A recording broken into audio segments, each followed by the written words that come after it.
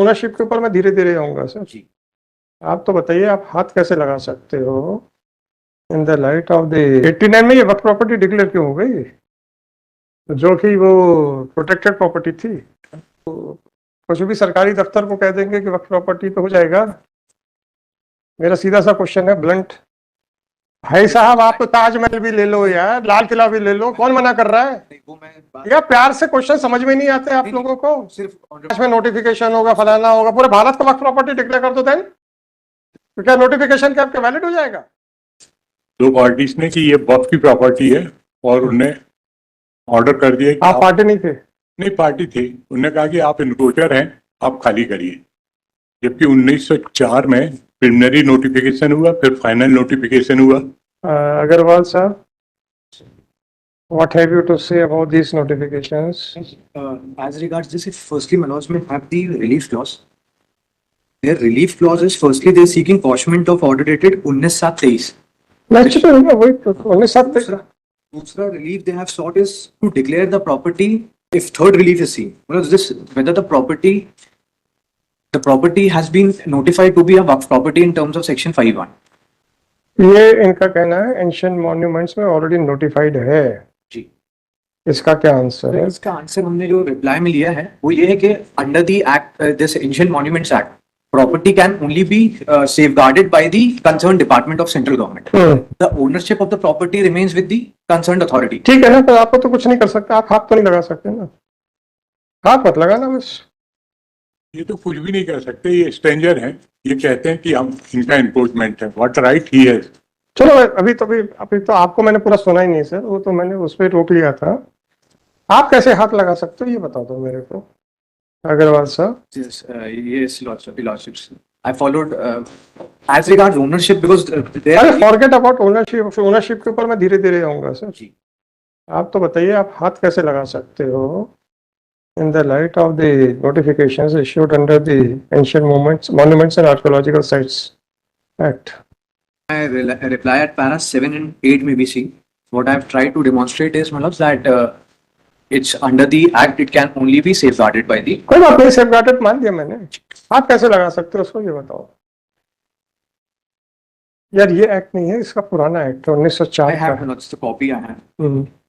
आपको लाइब्रेरी से मिलेगा 1904 ये 58 फिर रिवील हो गया था 58। सर आप ओनरशिप पे क्यों जा रहे हो पहले मेरे आंसर नहीं देना मत दीजिए आगे बढ़ेंगे अपन। That It is a protected monument. Nobody can touch it, right? No alteration, no restoration, nothing of sort can be done by anybody. That specific government. Right. No. Like पहले इस पे क्लियर हो गए अपन अब आप आ जाइए what are the documents to show that you are the owner? R1 is the document, Manoj, which I have filed. क्या है ये? This is the notification, Manoj, issued official gazette notification of state of MP showing the property to be a waqf property. कब ये R1? अच्छा जी बताइए कब का notification है? This is a notification dated 25/8/1989. 1989. अब आप एंशिएंट मॉन्यूमेंट्स के ऊपर आ जाएं ये नोटिफिकेशन हो के वक्त प्रॉपर्टी डिक्लेयर हो सकती थी ये आप बता दीजिए सर या मैंने तो आपका फोटोकॉपी ले ली। That I have referred in my reply also that from if my lords may have section 3 and 4 it says it provides for protection of the monuments. आप पूछेंगे नहीं बस again and again you are saying the same thing. Let me dictate the order just now. 89 में ये वक्त property declare क्यों हो गई जो कि वो प्रोटेक्टेड प्रॉपर्टी थी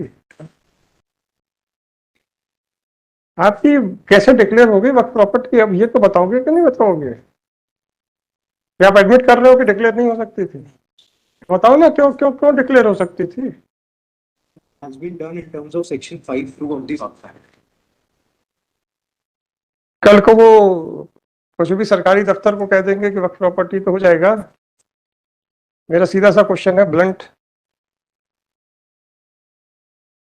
कल को अग्रवाल साहब की प्रॉपर्टी का नोटिफिकेशन निकल जाएगा तो फिर अग्रवाल साहब को निकाल के बाहर कर दें या उसके लिए कोई प्रोसीजर है इतना ही पूछ रहा हूँ भाई। प्रोटेक्टेड मॉन्यूमेंट है कैसे डिक्लेयर हो गया 89 में Section 5C. In terms Five of? 5 of the Waqf Act.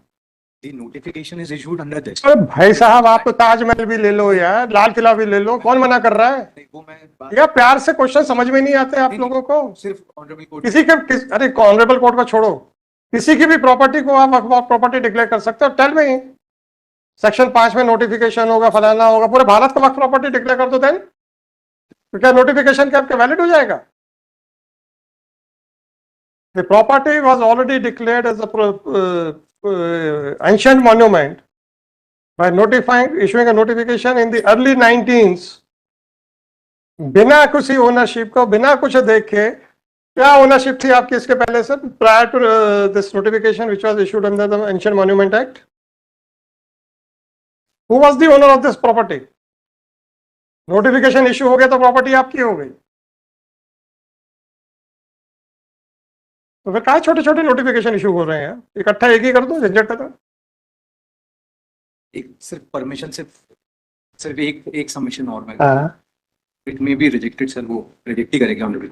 सिर्फ इसमें इतना था कि क्योंकि आई फॉलोड लॉर्डशिप्स की ओनरशिप का डॉक्यूमेंट, रिप्लाई में वो चीज़ नहीं है।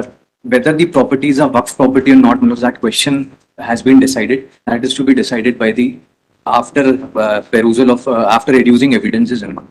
So तो ये वक्फ बोर्ड ने ये कैसे ऑर्डर कर दिया है? ट्राइब्यूनल का ऑर्डर है कि बोर्ड का ऑर्डर? किसका ऑर्डर है? ये the order under challenge is passed by the CEO. CEO ना, किसका? अच्छा हाँ ठीक है, कैसे कर दिया सर? वक्फ बोर्ड का है ना, कैसे कर दिया इसने? CEO के संबंध में हमने जो लिखा है वो सिर्फ ये आपने लिखा, इन्होंने एक्सेप्ट कर लिया? नहीं, हमने सिर्फ इतना लिखा है कि वो एग्जीक्यूटिंग अथॉरिटी था, तो just because there was a notification in pursuance of that notification he has passed that order, क्योंकि under section 54 if the properties are waqf property, CEO in terms of the sets. मैं समझ रहा हूँ sir. Whether on this question there is a judgment of Supreme Court that the subsequently declaration of a waqf property it cannot be declared as a waqf property. उसमें सिर्फ difference ये था कि वो सूट के बाद हुआ था, रिड्यूस किया। सवाल इस बात का है, you are right in saying that the powers of CEO while deciding the application in question were very limited. He could not have declared the notification as null and void. He has merely acted upon the notification. Fine. So whether my jurisdiction is also very limited? That is the question. ये सिर्फ उस संबंध में honourable court has time and again referred to this. क्या ये राशिद वाली का judgement है जिसमें व्हाइल कंसीडरिंग वेरियस क्या क्या है? Judgment, this is para 54 that if tribunal जाना चाहिए? सिर्फ उस संबंध। मैंने भी तो पूछा था कि बोर्ड का है कि ट्राइब्यूनल का है, तो किसी जजमेंट की लाइट में तो क्या होगा? अरे यार, तुम तो नेशनल प्रॉपर्टी घसीटे जाओ तो कहोगे साहब वो आर्कियोलॉजिकल डिपार्टमेंट, आर्कियोलॉजिकल डिपार्टमेंट को क्या फर्क पड़ रहा है सर? आप तो ताजमहल भी ले जाओ। Whether any of the officer of the archaeological department will have any adverse effect on their health?